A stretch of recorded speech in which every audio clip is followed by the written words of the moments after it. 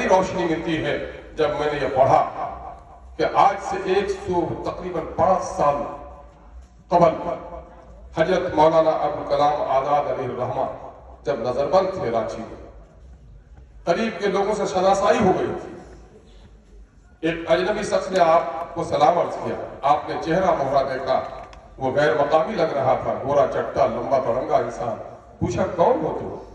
کہا کہ مولانا میں پشاور کا رہنے والا ہوں۔ کہا پشاور کے رہنے والے ہو، یہاں کہاں آئے ہو؟ کہا مولانا میں آپ ہی سے ملنے آیا۔ آپ نے پوچھا 105 سال پہلے کا وہ بھارت ہندوستان پاکستان الگ نہیں ہوا تھا، سوچئے ذرا سا کیا آمد و رفت کی کیفیت رہی ہوگی، کیسے آنا ہوا بھائی؟ کہا کہ میں تو آگرہ تک ٹرین پہ آیا، وہاں سے پیدل، وہاں سے ایسے، وہاں سے ویسے آیا۔ کہا بڑی تکلیف اٹھائی، کیوں آنا ہوا میرے پاس؟ کیا جملہ تھا اس شخص کا۔ مولانا ترجمان القرآن پڑھا ہے، آپ قرآن بہت اچھے انداز میں سمجھاتے ہیں، میں آپ سے قرآن سمجھنے گیا۔ میرے بھائیوں، ایک شخص جس کو قرآن سے الفت ہے وہ پشاور سے چل کر رانچی پہنچ جاتا ہے۔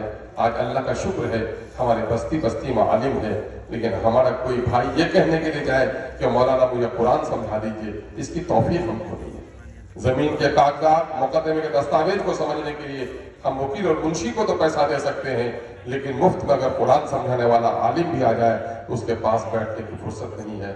مجھے اہل حدیث برادری کے لوگوں سے بڑی توقع ہے کہ قرآن و حدیث کے تعلق سے اور توحید خالص کے تعلق سے آپ دوسرے لوگوں سے کئی معنوں میں ممتاز ہیں۔ اس تحریک کو مولانا شریف اختر اصلاحی صاحب نے جو شروع کیا ہے، یہی وہ درد تھا۔ حضرت مولانا محمود الحسن صاحب اسیر مالٹا جب لوٹ کر آئے تھے جیل سے، تو انہوں نے دیوبند میں علماء کو بلایا تھا اور کہا تھا کہ اسیری کے زمانے میرے اوپر 2 راز کا انکشاف ہوا ہے اور میں اسے بتانا چاہتا ہوں۔ علماء کی بھیڑ تھی، اس نے کہا کہ مسلمانوں کی تباہی و بربادی کی وجہ قرآن سے دوری ہے اور آپس کا نفاق ہے۔ ڈاکٹر اسرار صاحب نے کہا ایک ہی بات کافی ہے کہ مسلمانوں کی تباہی و بربادی کی اصل وجہ قرآن سے دوری ہے۔ آئیے ہم قرآن کو پڑھ کر سمجھنے والے بن جائے، اللہ اس کی توفیق بخشے۔ اور مومن تو وہ ہے جس کے سامنے وہ قرآن پڑھا جائے ان کے دل لڑک جائے، اللہ وہ لرزنے والی کیفیت ہم کو دے دے، اور ہم زندگی کے تمام تر معاملات میں، یہ دستور حیات ہے، یہ مکمل دستور حیات ہے، پوری دنیا کو گمراہی سے بچانے والی، نجات دلانے والی واحد کتاب ہے۔ اللہ کی اس نعمت سے ہم مستفید ہوں اور دوسروں کو بھی استفادہ کرنے کے مواقع ہم دے سکیں، اللہ اس کی توفیق بخشے۔